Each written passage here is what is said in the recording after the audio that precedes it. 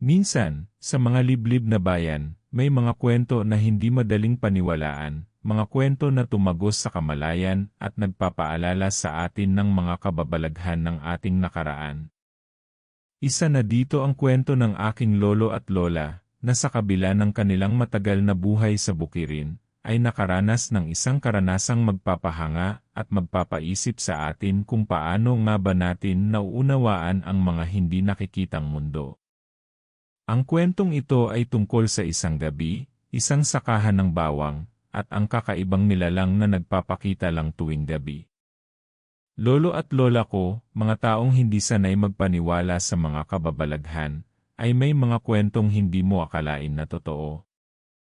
Magkakasama kaming nagtrabaho sa sakahan nila, at sa bawat araw na lumilipas, nasasanay na ako sa kanilang mga simpleng gawain.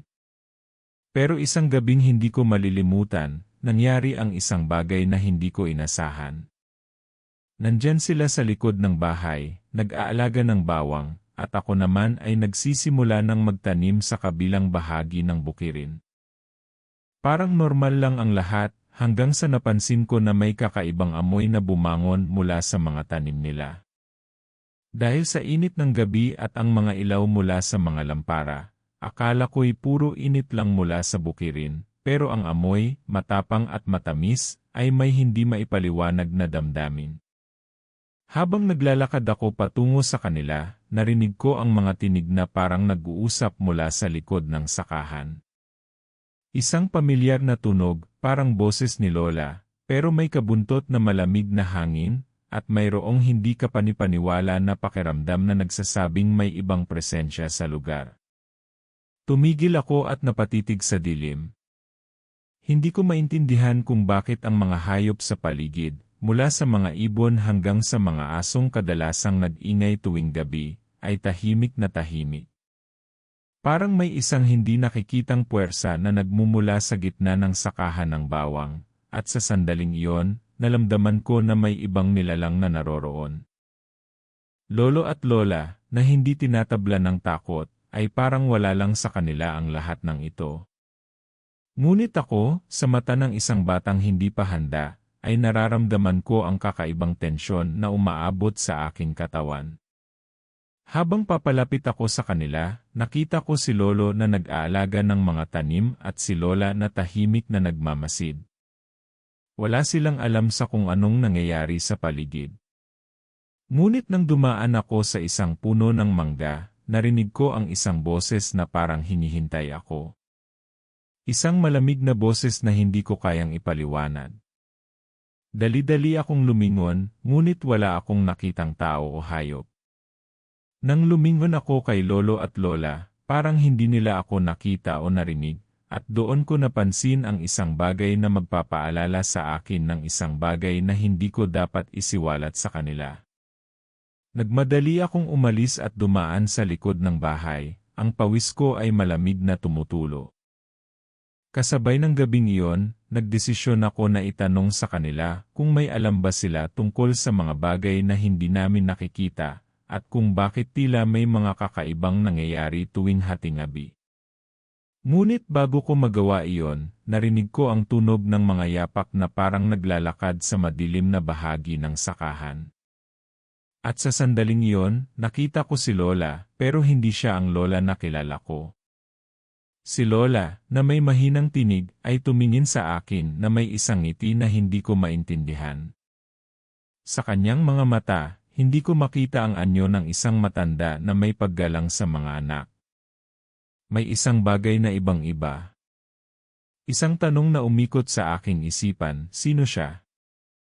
At bakit sa lahat ng mga gabing iyon, siya lang ang nandoon sa tabi ng bawang, na may mga lihim na hindi niya sinasabi. Hindi ko na kayang maghintay pa at tinanong ko siya. Ngunit ang sagot ni Lola ay magpapaalala sa akin na hindi lahat ng kwento sa ating buhay ay may kasagutan. Nakatayo ako sa harap ni Lola, ang hangin ay dumadampi sa aking balat, ngunit ang pakiramdam ko'y tila may malamig na puwersa na humahapil sa paligid. Tumango siya sa akin, ang mga mata niyang parang matalim na kumikislap sa dilim. Hindi ko siya kayang tingnan ng diretsyo. Ang mga mata ni Lola ay parang may lihim na hindi ko kayang maunawaan. Matapos ang ilang saglit ng katahimikan, nagsalita siya ng mababang tinig, "Bakit ka natatakot? Hindi ba't ito ang tinatahak mong landas?" Hindi ko alam kung anong ibig niyang sabihin. Si Lola, na palaging nagsasabi sa akin ng mga kwentong kababalaghan noong bata pa ako, ay biglang naging iba sa mga gabing ito. Hindi ko nakikita ang pagka-motherly niya, kundi isang matandang anyo na tila may masalimuot na kwento. Laking gulat ko nang ang kanyang mga salita ay nagbigay linaw sa isang bagay na matagal ko nang nararamdaman. Alam mo ba, anak, hindi lahat ng bagay ay makikita o mararamdaman ng mga mata ng tao. Ang sakahan ng bawang na ito, hindi lang basta lugar ng pagtatanim, sabi niya habang pinagmamasdan ang paligid. Dito, sa aming lugar, matagal nang may kasaysayan ang mga halaman, at hindi mo alam, may mga espiritu ng mga nilalang na sumusuporta sa mga tanim. Ngunit may mga nilalang din na naghahanap ng kapangyarihan sa mga nilalang na ito. Habang nagsasalita siya, napansin kong medyo lumalayo ang tingin ko sa mga mata ni Lola. Hindi ko kayang lubos na intindihin ang mga sinasabi niya, ngunit isang bagay na hindi ko pa naririnig ang pumasok sa aking isip, may mga nilalang ba talagang nakatago sa likod ng mga tanim, sa likod ng kanilang sakahan ng bawang? Para bang ang bawat salitang binanggit ni Lola ay nagbigay liwanag sa isang bagay na akala ko'y mga alamat lang. Bilang isang batang lumaki sa bukirin, pinalaki ako ng lolo at lola ko na may mga kwento ng kababalaghan, mga kwento ng mga aswang at mga diwata. Ngunit hindi ko akalain na makakaranas ako ng ganitong klase ng takot at misteryo. Noon ko lang naramdaman na parang may mga mata na nagmamasid sa akin mula sa dilim. At hindi lang sa likod ng sakahan, kundi sa bawat sulok ng bahay na kanilang tinirhan. Lolo at lola na parang matigas at hindi tinatablan ng kahit anong takot. Ngunit ako'y tila biktima ng isang bagay na wala akong kasagutan. Matapos ang ilang saglit, nagsalita uli si Lola. Huwag mong gawing biro ang mga nilalang sa gabi. May mga bagay na hindi mo kayang makita, at may mga puwersang hindi mo kayang pagtagumpayan. Kaya nga tayo, hindi kailanman nagbabalik sa sakahan ng bawang kapag ang gabi ay dumating. Sa dilim, may mga nilalang na naghihintay sa mga oras ng kanilang kapangyarihan. Nagkatinginan kami, at habang ang dilim ay patuloy na bumabalot sa amin, naramdaman ko ang kabog ng aking puso. Hindi ko alam kung anong klaseng nilalang ang tinutukoy ni Lola, ngunit ang takot ay nagsimula ng mag-ugat sa aking puso. Hindi ko na alam kung anong susunod na mangyayari, ngunit ang mga boses na parang dumadapo sa hangin ay tila nakatago sa dilim. Bakit hindi mo sinabi ito noon pa, Lola? Tanong ko, ngunit ang sagot niya ay isang mapait na ngiti. Hindi mo pa kaya ito, anak? Minsan, ang mga kabataan ay kailangang matutong magtiwala sa kanilang sarili bago matutunan ang mga lihim ng lumang mundo. Habang ang mga salita ni Lola ay bumabalot sa akin, ang isang tanong ay patuloy na bumangon sa aking isipan, ano nga ba ang lihim na tinatago nila, ni Lola at ni Lolo? Bakit hindi nila binanggit ang mga ganitong bagay noong mga bata pa kami? Kung may mga bagay na tulad nito sa kanilang sakahan, bakit hindi nila kami pinrotektahan mula rito? Hindi ko alam kung anong nangyari sa susunod na gabi, pero naramdaman ko na ang bawat paghinga ko ay puno ng kaba.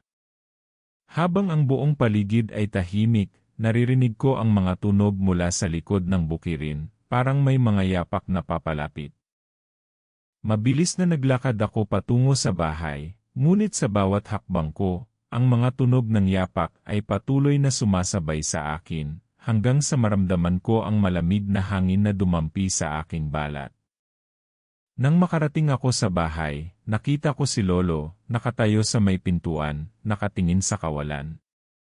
May isang malalim na katahimikan sa kanyang mga mata, parang may alam siya na hindi niya kayang sabihin. Huwag mong gawing biro ang gabi, sabi ni Lolo nang hindi lumingon sa akin. Ang gabi ng sakahan ay hindi para sa mga nagdadalang tao sa takot. Hindi ko alam kung anong ibig niyang sabihin, pero naramdaman ko na may mga bagay sa paligid na hindi ko kayang intindihin. Ang sagot na iyon ni Lolo ay tila nagsusumpa sa isang bagay na mas malalim, isang misteryo na patuloy na maghahantong sa isang kwento na hindi ko kayang tapusin sa isang iglap. Nasa loob ako ng bahay, ngunit hindi ko maalis ang takot na nararamdaman ko. Nasa likod ng isip ko ang mga salita ni Lola at Lolo. May mga nilalang nga bang nagtatago sa dilim ng kanilang sakahan? At kung totoo nga, bakit hindi nila kami iniiwasan? Bakit pinipilit nilang itago ang mga lihim na ito? Habang ang mga tanong na iyon ay nag-aalab sa aking isipan, isang mas malamig na hangin ang dumaan sa aking paligid, parang isang puwersa na hindi ko kayang lumikha ng sagot. Habang naiisip ko ang lahat ng ito, narinig ko ang malalalim na yapak mula sa labas ng bahay. Sabi ni Lolo, huwag mong gawing biro ang gabi, ngunit sa gabing iyon, hindi ko na kayang magpigil pa. Nais ko ng sagot, nais ko ng paliwanag. Ibinukas ko ang pinto ng marahan, iniwasan ang ingay ng hinyes na baka magtulak sa akin sa mas malalim na takot. Sumilip ako mula sa loob, at nakita ko si Lolo na nakatayo sa harap ng bahay, nakatingin sa kawalan. Naniniwala ka ba sa mga kwento ni Lola? Tanong ko, pero hindi siya kumilos. Tanging ang hangin lang ang naririnig sa paligid. Hindi ko na kayang maghintay pa ng sagot. Pumunta ako sa likod ng bahay, patungo sa sakahan ng bawang. Nais ko ng kasagutan, at sa gabing iyon, natutunan kong minsan ang takot ay magdadala sa iyo sa mga lugar na hindi mo kayang pagdaanan ng mag-isa. Habang naglalakad ako sa madilim na landas, naramdaman ko ang malamig na hangin na parang may mga nagmamasid mula sa mga madilim na sulok. Pagdating ko sa sakahan, ang unang bagay na napansin ko ay ang hindi pangkaraniwang katahimikan. Wala ni isang ingay mula sa mga hayop, walang mga tunog mula sa mga kuliglig, wala ring huni mula sa mga ibon. Naramdaman ko ang mabigat na atmosfera sa paligid, at hindi ko kayang ipaliwanag kung bakit, ngunit ang bawat hakbang ko patungo sa mga tanim ay parang may humahatak sa aking kaluluwa. Nasa gitna na ako ng sakahan ng bawang nang bigla ko silang makita, mga mata, naglalabas ng mapuputi at kumikislap na liwanag mula sa dilim. Hindi ko na kayanang magpatuloy. Huminto ako sa aking hakbang, ngunit ang mga mata ay patuloy na sumusunod sa bawat galaw ko. Hindi ko kayang tiisin ang kilig ng takot na dumarampi sa aking katawan. Sa isang kisap mata, ang mga mata na iyon ay napalitan ng mga anyo, mga nilalang na may mukha ng tao, ngunit ang mga katawan nila ay parang mga anino, parang may mga balahibo na kumikislap sa dilim. Walang tunog, kundi ang malalim na hininga mula sa hangin na nagpapaalala sa akin ng mga hindi nakikitang puwersa. Bago ko pa magawang mag-isip ng mabuti, nakaramdam ako ng isang malakas na paghila sa aking braso. Hindi ko alam kung saan ito nanggaling, ngunit ang pakiramdam ko ay may bagay na humahatak sa akin mula sa likod ng mga tanim. Ipinilit kong humarap at makita kung sino o ano ang nanghihila sa akin, ngunit wala akong makita. Ang tanging bagay na naramdaman ko ay ang matinding lamig na tumagos hanggang buto ko. Anak, isang boses ang sumalubong sa aking tainga. Kilala ko ang boses, si Lola yon. Ngunit ang tono ng boses ay hindi ang kanyang karaniwang malambing na tinig. Mayroong ka ba, mayroong matinding takot na nakatago sa bawat salitang binitawan niya. Ibalik mo ang iyong sarili. Huwag mong hayaang hilahin ka nila. Huwag mong kalimutan kung sino ka. Wala akong ibang nagawa kundi ang magpatuloy sa pagtakas, ngunit naramdaman ko ang bigat ng aking mga paa na parang tinatablan ng kung anong malupit na puwersa. Habang nagsusubok akong magtago sa dilim ng mga tanim, ang mga mata mula sa dilim ay patuloy na nagsusunod sa bawat galaw ko. Hindi ko na kayang tiisin pa ang takot. Ang takot na tila pumapaligid sa akin mula sa lahat ng sulok, isang puwersa na hindi ko kayang tugisin. Bumangon ako mula sa kinalalagyan ko at nagmadali patungo sa bahay. Hindi ko kayang manatili pa roon sa dilim na yon. Ngunit bago ako makarating sa pintuan ng bahay, isang malamig na boses na parang mula sa ilalim ng lupa ang sumingit sa aking isipan. Hindi ka makakatakas. Kami ang magtatagumpay. Lahat ng mga salitang iyon ay umabot sa aking puso, ngunit sa aking mga mata, si Lola at Lolo ay parang hindi nakikinig. Tumigil ako sa kanilang harapan at nagtanong, ano ba ang nangyayari sa sakahan? Bakit ganito? Si Lolo, na palaging may mga salitang kayang magpatahimik ng puso, ay hindi sumagot. Sa kanyang mga mata, may isang bagay na hindi ko matukoy, isang bagay na nagtatago sa ilalim ng lahat ng alam kong totoo. Si Lola, na tila nagmamasid mula sa kanyang paboritong upuan, ay tinitigan ako ng mahaba bago magsalita. Ang mga tanim na ito, anak, ay may kapangyarihan. Ngunit may mga nilalang na mas makapangyarihan. Kami ay nagtatago sa dilim hindi para protektahan ang sakahan, kundi ang mga tao mula sa kanilang mga mata. Ang mga salita ni Lola ay parang tumusok sa aking puso. Naramdaman ko ang isang bagay na hindi ko kayang iwasan. At sa gabing iyon, habang ang sakahan ng bawang ay patuloy na nagmumulto sa dilim, hindi ko alam kung anong huling takot ang naghihintay sa amin. Hindi ko kayang alisin ang tingin ko kay Lola. Ang mga mata niyang puno ng hinagpis at ang kabuntot na matinding takot ay mas matalim pa kaysa sa anumang kababalaghan na aking narinig mula sa kanya. Nang sinabi niya na may mga nilalang na mas makapangyarihan pa sa kanilang sakahan ng bawang, hindi ko maintindihan kung bakit parang hindi siya natatakot. Sa kanyang mata, tila may isang pagnanasa, isang uri ng takot at pagnanais na magtagumpay sa isang labanan na hindi ko pa kayang maunawaan. Si Lolo, tanong ko, ang aking boses ay nanginginig, alam ba niya ang tungkol dito? Si Lola ay dumaloy sa isang malalim na buntong hininga. Hindi niya kayang harapin ang lahat ng ito, anak. Si Lolo, kahit na siya ay matapang at matatag, ay may mga limitasyon. Minsan, may mga nilalang na hindi kayang talunin ng lakas ng tao. Kaya kami ay nagtatago sa dilim. Hindi ko na kayang tiisin ang mga sagot ni Lola. Gusto ko ng mga konkretong paliwanag. Bago ko pa magawang magtanong muli, narinig ko ang isang tunog mula sa likod ng bahay, isang mahihinang kaluskos na parang may nilalang na gumagalaw.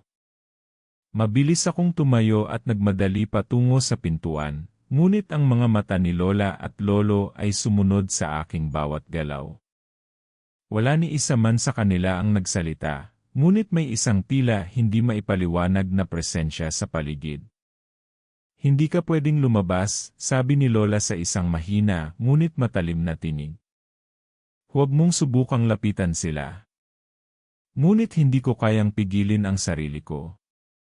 Nakaramdam ako ng isang lakas na parang humahatak sa aking mga paa palabas ng bahay. Ang tunog mula sa likod ng sakahan ay nagsimulang lumakas, parang isang nilalang na papalapit na. Bawat hakbang na ginagawa ko ay naging mas mabigat, parang may naglalakad sa likod ko, isang hindi nakikitang puwersa na hindi ko kayang labanan. Ilang saglit pa, napansin ko na ang lahat ng mga hayop sa paligid, ang mga ibon, ang mga aso, ay nagsimulang magtahimik.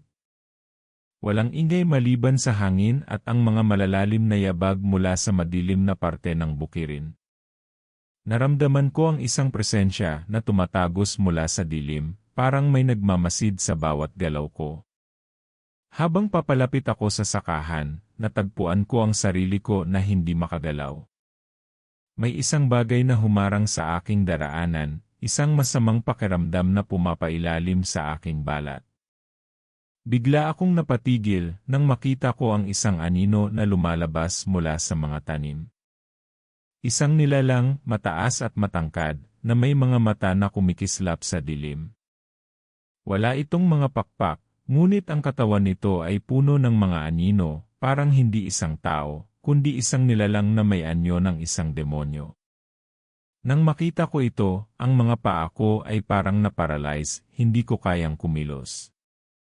Ang nilalang ay nakatingin sa akin, hindi ako kayang ilarawan ng mga salita. Nakatingin ito sa akin nang may malupit na layunin, parang may nais itong iparating. Sa kabila ng takot na naramdaman ko ang isang puwersa na parang tumutulak sa akin. Ngunit bago ko pa magawa ang anumang bagay, isang malakas na boses ang sumingit mula sa dilim, boses ni Lolo. "Lumuhod ka," sigaw niya. Hindi ko alam kung paano, pero ang boses ni Lolo ay tila may kapangyarihan na nagbigay sa akin ng lakas na magpatuloy. Agad akong sumunod at lumuhod, ngunit hindi ko kayang alisin ang tingin ko sa nilalang na nakatayo sa harap ko. Ngunit ang nilalang na iyon ay hindi kumilos. Sa halip, ito ay lumingon sa likod ko, kung saan si Lola at Lolo ay lumabas mula sa bahay, dahan-dahan na lumalapit. Parang may alam sila, may koneksyon sila sa nilalang na iyon, at ang takot ko ay patuloy na lumalaki. Naramdaman ko ang isang matinding takot na bumangon mula sa aking puso. "Lolo, Lola," tanong ko sa kanila, ang aking boses ay halos hindi marinig. Ano ba talaga ang nangyayari dito? Si Lolo ay hindi agad sumagot. Tumingin siya sa nilalang na nakatayo sa harap ko, at may naramdaman akong tahimik na pakiramdam ng kapayapaan mula sa kanya. Tila hindi siya natatakot, tila may kontrol siya sa sitwasyon. Nang magsalita siya, ang boses niya ay matalim at may bigat, "Hindi mo pa kaya, anak. Ang nilalang na ito ay hindi para sa atin na basta-basta lang humarap." "Pero Lolo," sagot ko, "bakit ang dilim ay nandyan sa mga tanim? Bakit hindi niyo kami binigyan ng babala?" Ang mga mata ni Lolo ay nagsimulang kumilos ng may seryosong pag-isip. Sa huling pagkakataon, nagbigay siya ng isang malalim na paghinga. "Hindi namin kayang itago ang lihim na ito magpakailanman.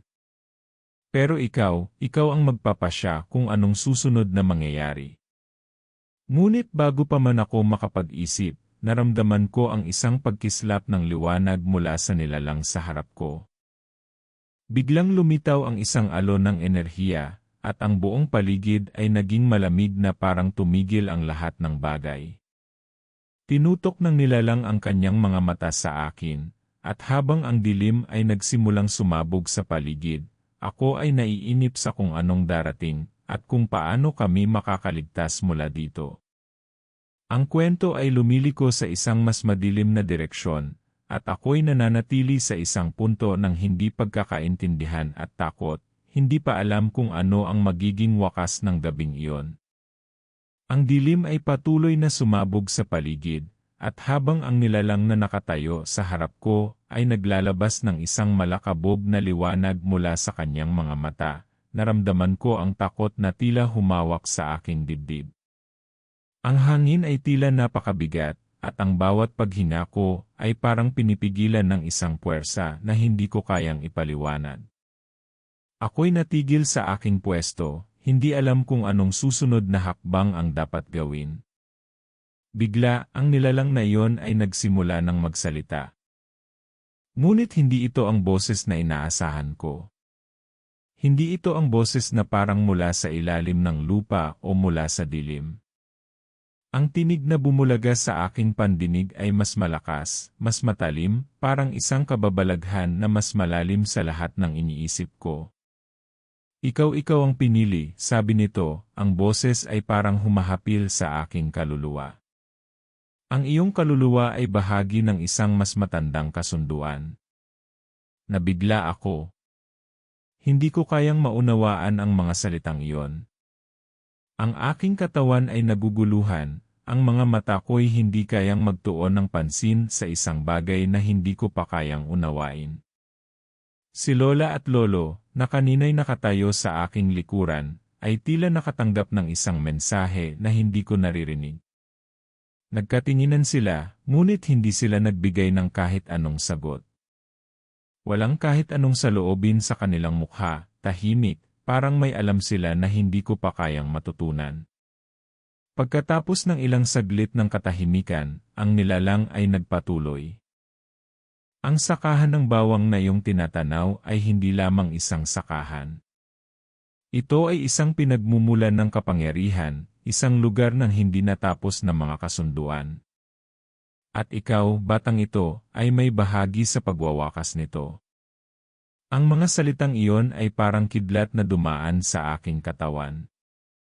Ibig sabihin ba nito, ako ay may papel sa isang bagay na mas malaki kaysa sa mga kwento ni Lola at Lolo? Ang takot na naramdaman ko kanina ay biglang napalitan ng isang matinding pagkabigla at pagkapuno ng mga tanong. Bakit ako? Bakit ako ang pinili?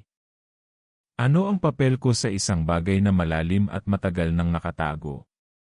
Bago ko pa magawang itanong ang mga ito, may isang bagay na nangyari.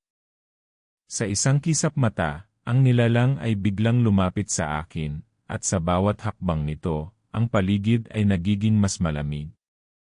Ang bawat hakbang ay may kasamang isang kakaibang tunog, parang mga kadena na kumakalabog sa ilalim ng lupa. Walang oras para mag-isip, ngunit sa aking likod, nakaramdam ako ng isang kakaibang kilig, at naramdaman ko na hindi ako nag-iisa. Tumalikod ako at nakita ko si Lola at Lolo, ngunit hindi ang kanilang mga anyo ang tumambad sa akin.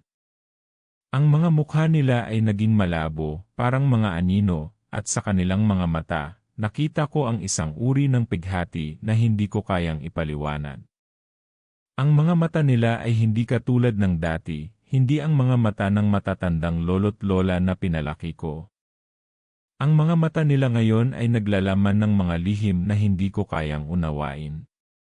Si Lola ay nagsalita sa isang malalim na tinig na hindi ko naririnig mula sa kanya dati. Ibinubukas mo na ang pinto ng nakaraan, anak. Huwag mong gawing biro ang mga kasunduan ng aming mga ninuno.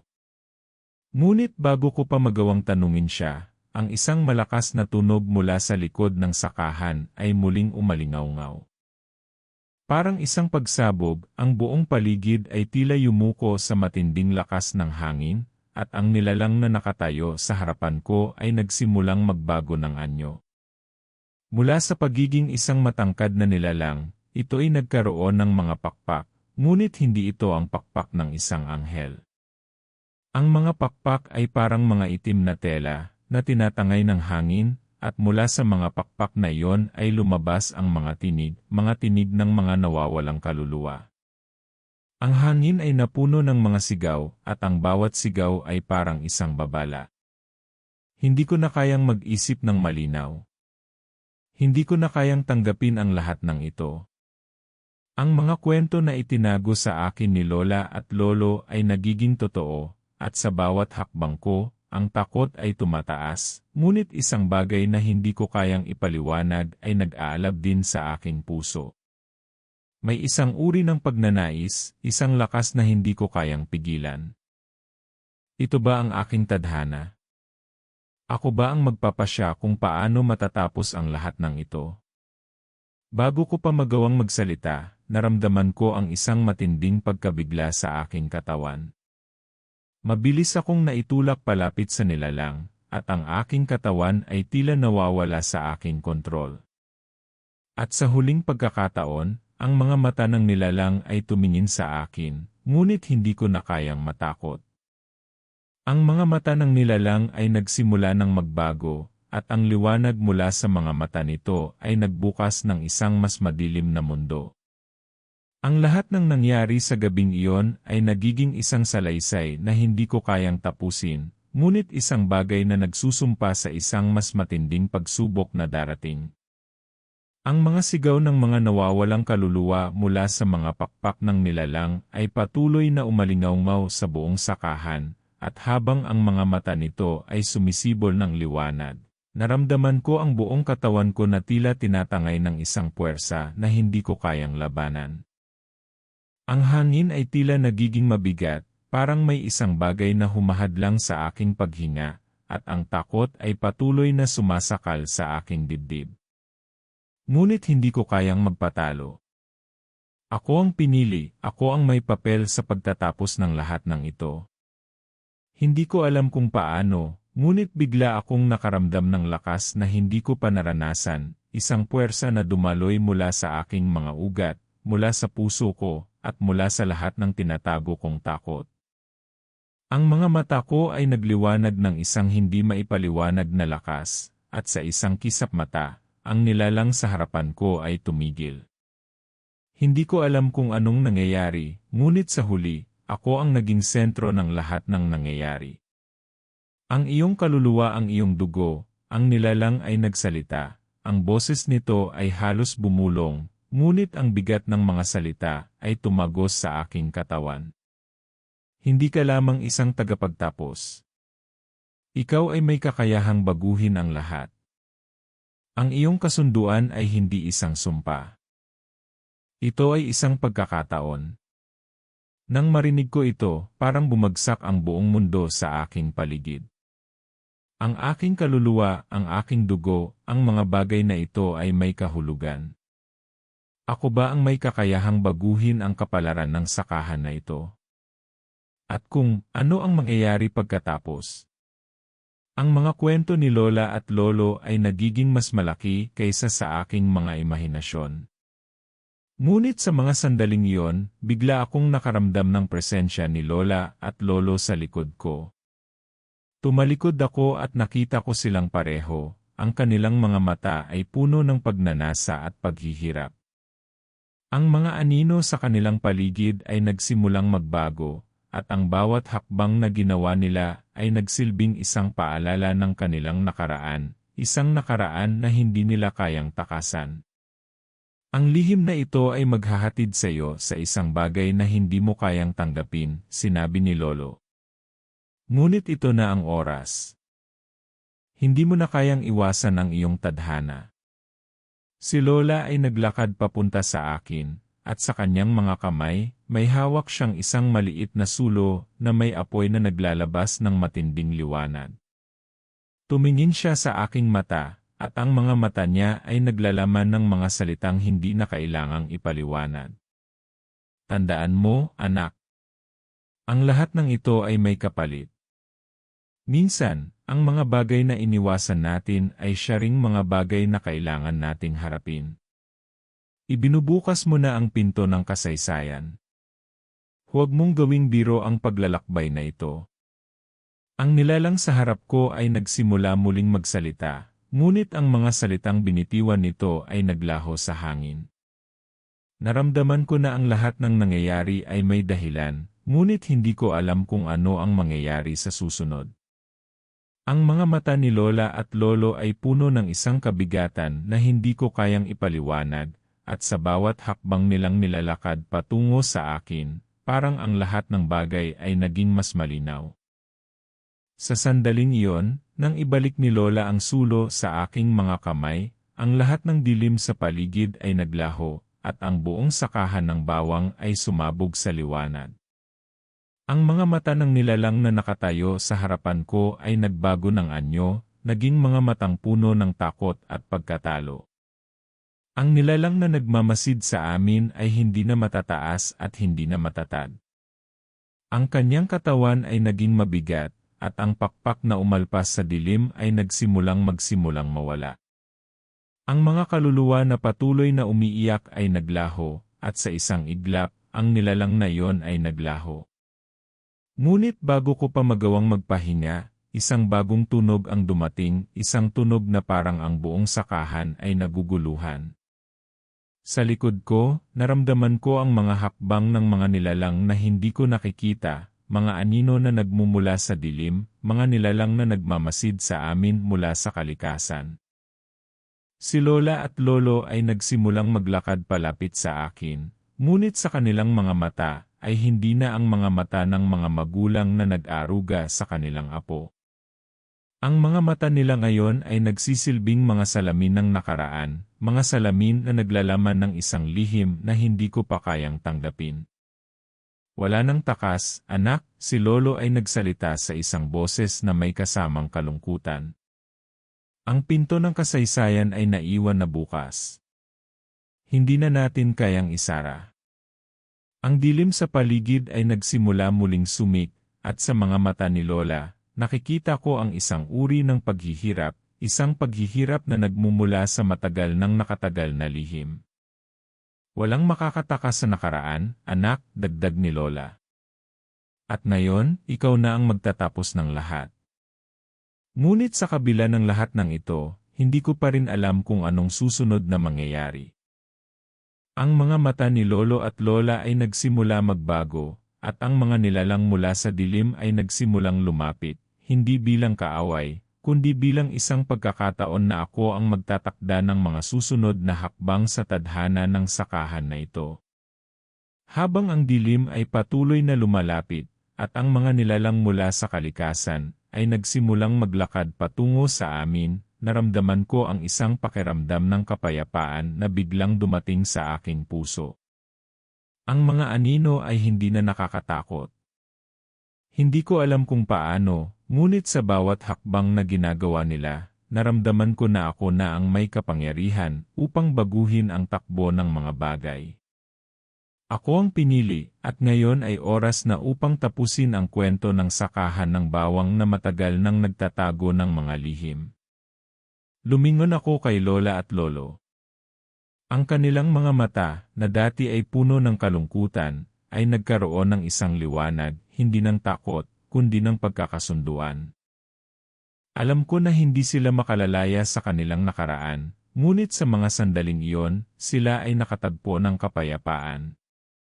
Sila ay nagsimulang maglakad pabalik sa mga tanim, at sa bawat hakbang nila, ang dilim ay tila unti-unting humupa.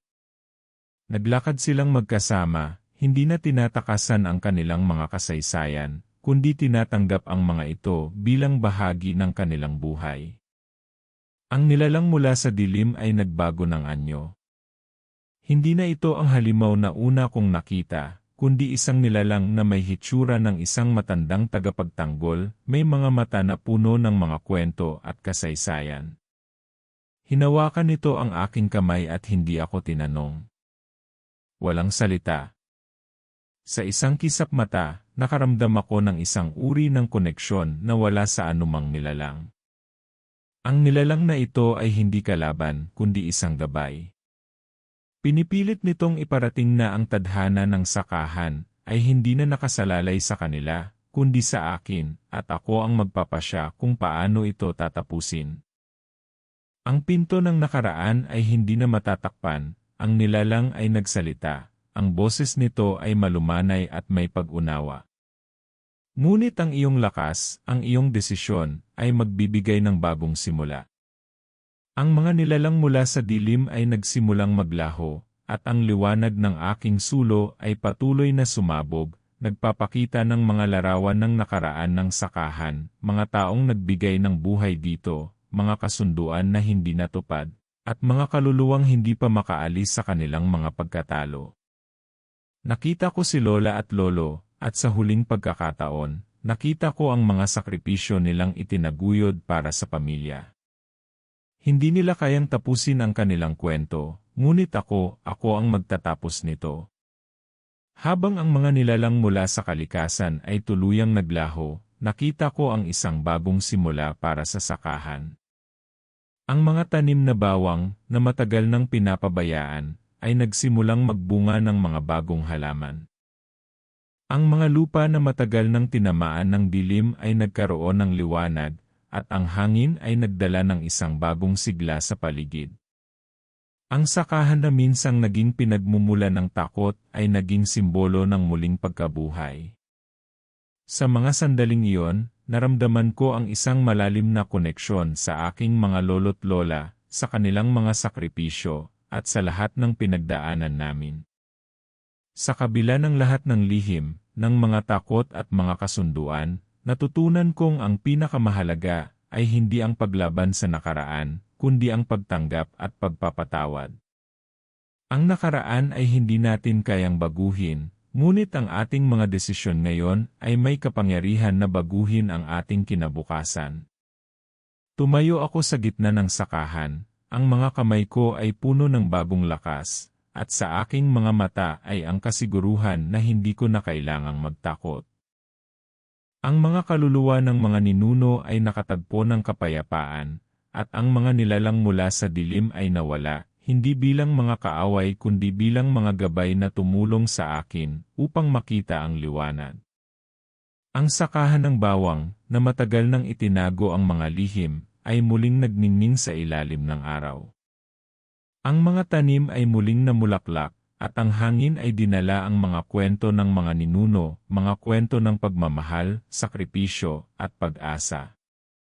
Hindi ko alam kung ano ang susunod na mangyayari, ngunit ang mahalaga ay natutunan kong yakapin ang mga pagsubok at tanggapin ang mga aral ng nakaraan. Habang ang araw ay nagsisimula ng magtakip, alam ko na ang sakahan ay magiging buhay muli, at ang kwento ng mga aswang, mga nilalang, at mga lihim ay tapos na.